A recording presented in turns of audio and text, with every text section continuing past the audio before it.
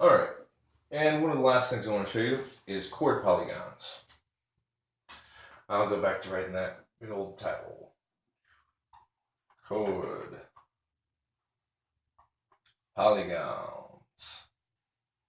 Squish them to the side. Perfect.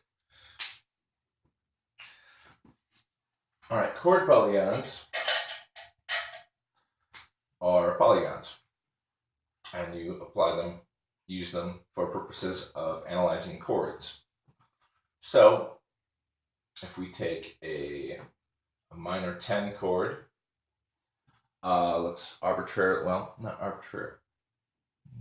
I'll choose R there.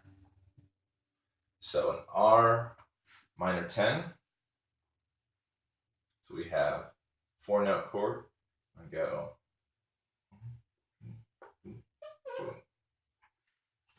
So in this, each vertice is is a note, and a line is the distance between the note. So in this, R, no, this one's running out again. I'll use the color for the actual notes, anyways. You draw that, and with this, you don't have to be too specific. You could even just be a square. I mean, it wouldn't be accurate to the distances, but it wouldn't be that big of a deal. All right. Actually, I'll put the notes inside here. So you have R, and then this is 3. So we got R, S, H, I. Oh, I can't see back there. I, and then J, K, L, M. So 4 there. And then 10, so from 7 to N, O, P. And then 2 back up to Q, R. Put that in. And for yeah, these this symbol can be used for just distances. It doesn't have to be used for a super relative thing, like everything relating back to the 0. But that's how it's usually used. In a case like here, when it's clear, you can throw them in just for, say, this is a chromatic, a number. But usually I do apply it when there is a 0 it keeps referring back to.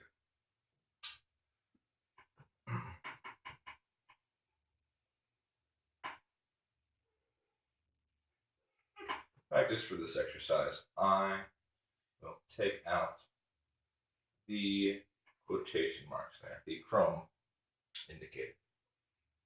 Because at this point, we know what those are. All right, so that is the formula for R minor 10, which is 0, 3, 7. In fact, I usually use dashes for intervals. So, like, I usually use dashes for, well, I'll show you. 0, 3, 7, 10. And usually, use dashes for this. So, the distance between these notes, 0 and 3, that distance is 3. And then dash. Distance between excuse me, the distance between 3 and 7 is 4. And dash, the distance between 7 and 10 is 3. And the distance between 10 and 12, or 10, 0, well, 10 and 12 specifically, but we're cycling back to 0. That is 2. And it'll all add up to 12. Don't count those as minuses, though. So 3 plus 4 plus 3 plus 2 will get you back to 12. So that's all the degrees there. Yeah, so that's what I use it for. This would be an interval. I see that. It's okay. 0, 3, 7, 10, 12. So to map that out, this is just a way, all in the same octave, to describe a chord, to analyze it. So I will actually play this whole chord now. R, I, M, P. There we go.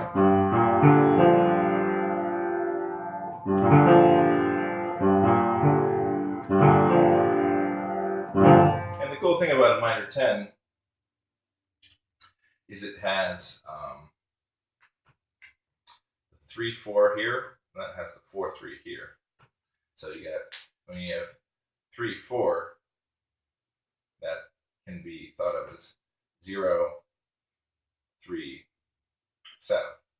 But when you see the 4-3, that can be thought of as 0, 4, 7. So there's other things that would decide that tonality. But it's just cool to have both of those together. If you take out, it's easy to make it sound different. If you take out, let's see here. So if you take out the R, it's got a major chord. And if you take out the 10 there, that's very, very deep, very minor. And you can even voice a little bit differently to stress different things. So let's say I take out,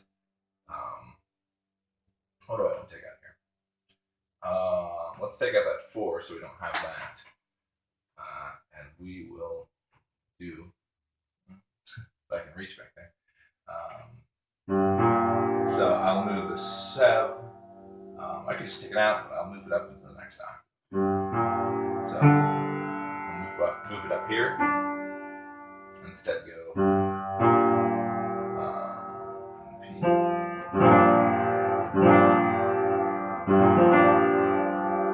Oh, that's interesting. I'm not going to get lost down that voicing rabbit hole. But so actually one other thing I wanted to do with this is related to the voicings. And that's if you start on the 3rd note of this chord, you declare that to be the 0 instead. What you have is, well, we'll go around there. You're starting at this note, I, this vertice. This is 0, then 4, then go 3 more to 7, 2 more to 9. And so, R minor 10 is also an I9. And so that related to voicings. Let's, instead of our, let's move the R up on top. And then we got,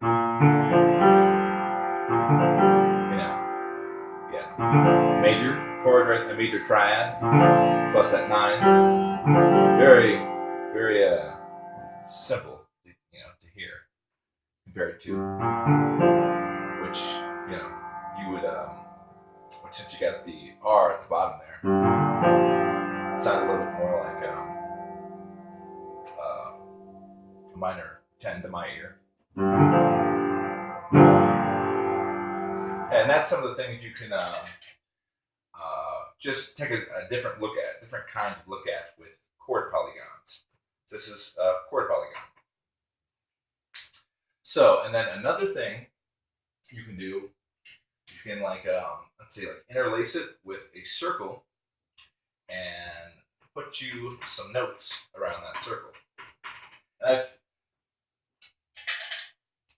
this has been done. I've seen a few people do the circle thing before as well. It's really handy to describe all the notes to the circle. So I'll try to draw a circle here. A little bit wide, but that'll be fine.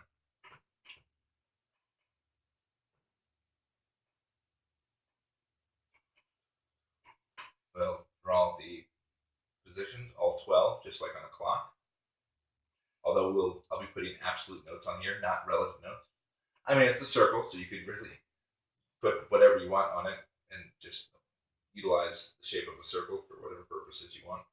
I'll be putting the absolute notes on here.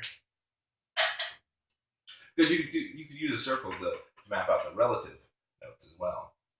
On that, because just like with the comparison with the clock, so this is 6 o'clock, and it's also 18 o'clock. This is 3 o'clock, and also 15 o'clock.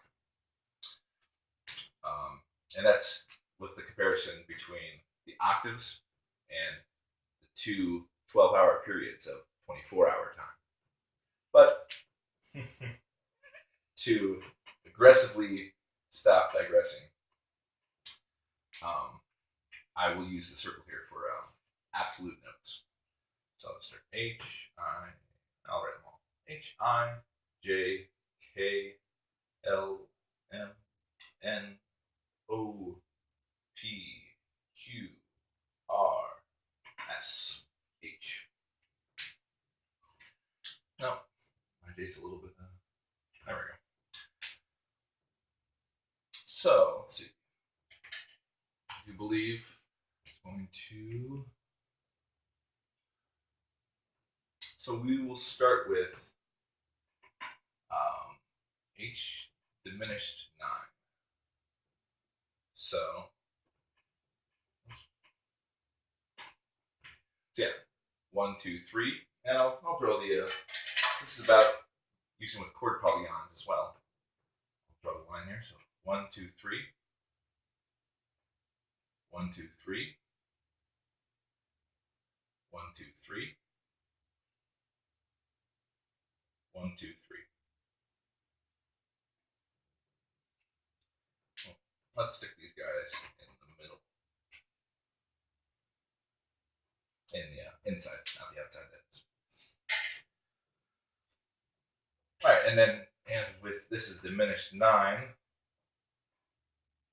So, which makes sense because the formula for diminished 9 is 0, 3, 6, 9. And that is the octave.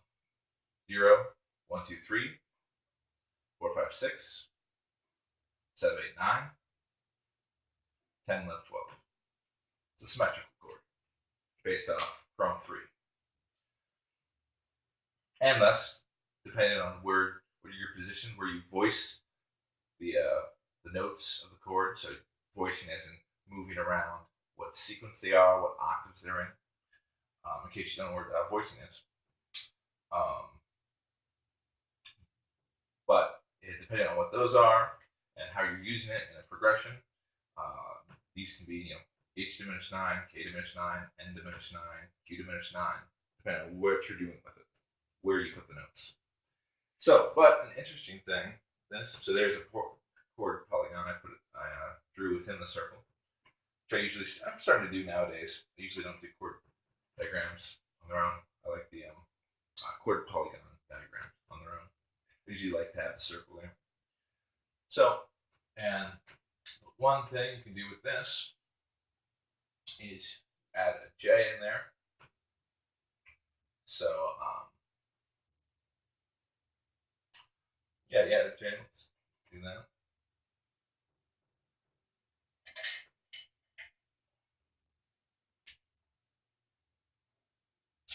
Then you got 2 and 1 instead.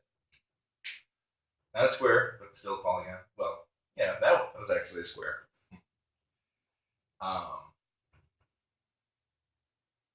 And so now, what could have been thought of as an H diminished 9, we have added the J2. And now, one way you can think about it, which might be a little better, is a J 10, 13. Because from J to N is 4, N to Q is 3, and Q to H is 3. So then you've added this one little distance there, so 3 plus 1, now it's 4. And so 4, 3, 3. And then J can be thought, and the K can be thought of as just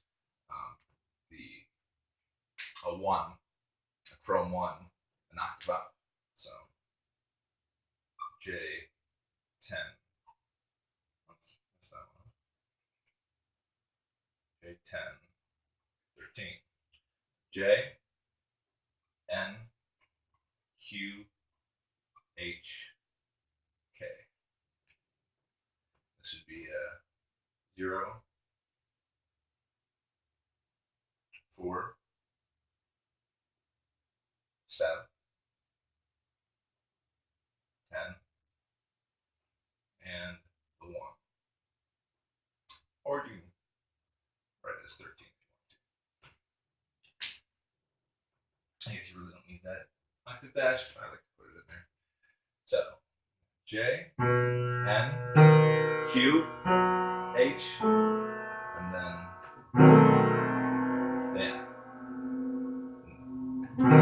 It's nice to have that up there instead of like.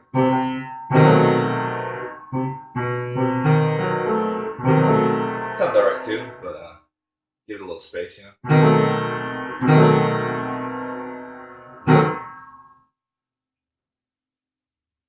Yeah, so that's some of the things you can map out chord polygons.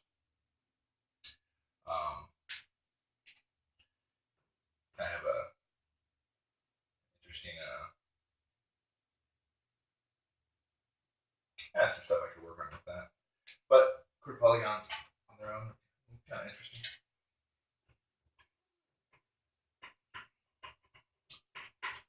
All right. I think I'll just spend a minute or two doing a few translations with the standard system. Just for whatever reason, not sure. So we've been using this top thing for a while, and I will apply the normal ones, the standard ones, to that. So usually this is the first, second, third, fourth, fifth, sixth, seventh.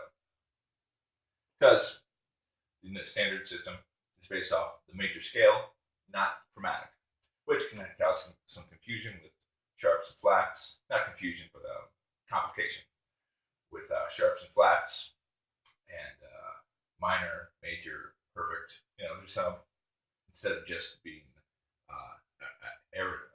instead of just using arithmetic.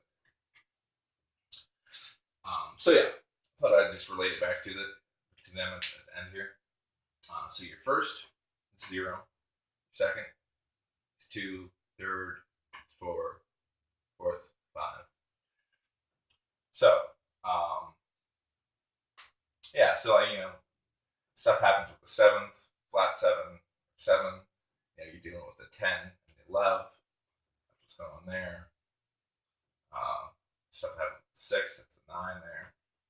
So I guess there's not real much to do. Because to explain about that, because if you use the other one and then use this one, the structure of the music itself I'll show you that sort of stuff. I will do a few just translations, just I don't know, for translation's sake, I guess. So you take like A minor 9, and that's H minor 14, because you got this is the 2nd or 9th, and in this system it's the 14. And you take something like a F major 7, and that's a P 11, because you have major 7 right there, and that is the 11, which is pretty easy. You have something like F major. Well, let's see. Let's just for my reach here on the piano, I will do. I would usually it's probably written as I major 7/sus2. I don't know if this is actually applicable. I'm just kind of trying to come up with a few. So we got.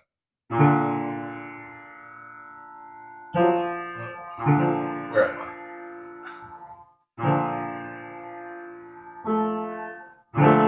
So there we got the major there, but sus2. So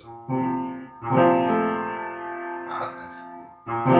So this might have a better name, but if you wanted to express like that, translation. Oh, I put I there. Like I said not to do. It's never an I. Major 7 and sus2, then it's you declare it as, well, what do I want to call it there? A sharp. We'll say A sharp. I'm not sure exactly what the right key signature is there for those. Kind of lost that knowledge over the years. I have most of it, but I lost a little bit of it, I guess. So yeah, A sharp, major 7, sus2. So let's do that again. So not major, now it's a sus2.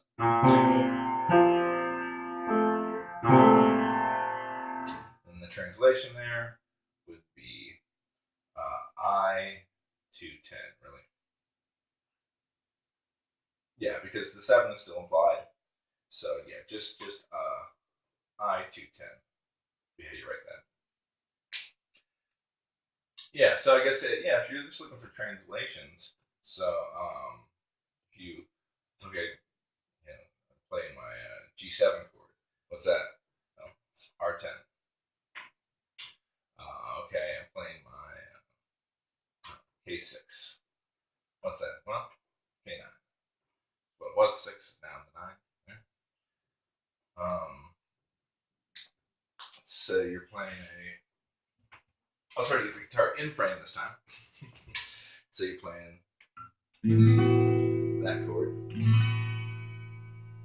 So that'd be H, O, H, J, and Q. Which sort of like a suspended second chord with the 9 in there.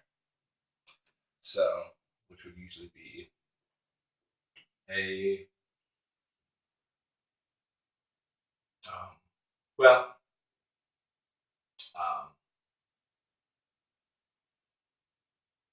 my system 9. Sorry, I should in translations I should be a little more clarify. You don't know what's in my head, so so yeah. So A in terms of standard, A6 sus2, I believe. That's how people would usually write it. And in mine, it would be translation for that would be H2 9. So you have the 2 right there for the sus2, and the 6 would just be a 9.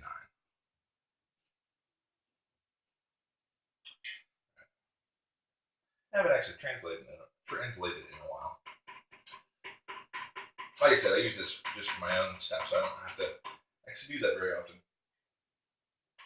Most I've done it with is really just some old writings I used to have in standard. Let's see, any others? Any others? I'm not sure. Let's try to make one up here. C sharp. C sharp what? C sharp minor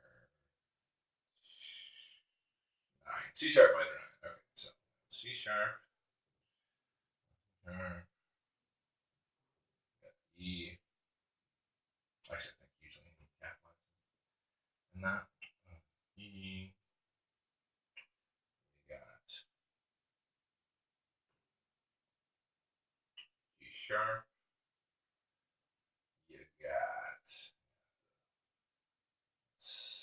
flat 7 there, the minor 7. B. Then you got excuse me. Then you got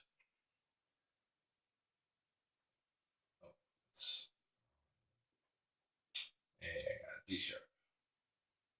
Yeah. So I'm like excuse excuse me. Like I said, I'm not sure exactly what the right key signature is. I haven't used it in a while. In fact, counting is a little bit harder for me nowadays because I just think, yeah, I see that and I'm just like, okay, L, O,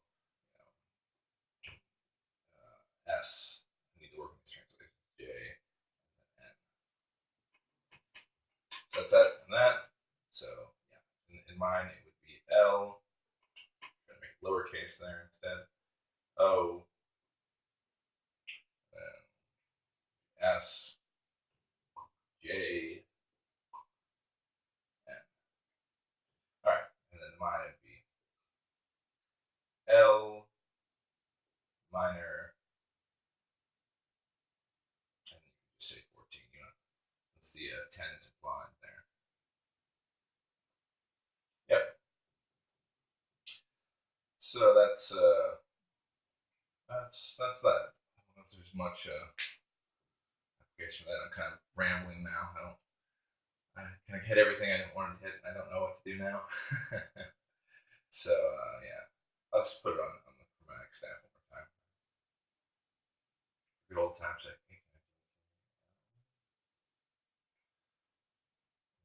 Oh, sorry, I'm not saying that loud enough. HIJKL MNO. I'll start with S J. I guess I can count that up. L M N O P Q R S H I J K L M N O. Oh, trying to do it too fast. It's actually a fairly new thing with chromatic now. Okay, I'm rambling now. So that's the overview of all this stuff. Hopefully it's not a complete waste of time, and if it is a complete waste of time, you watched. Anyways, thanks.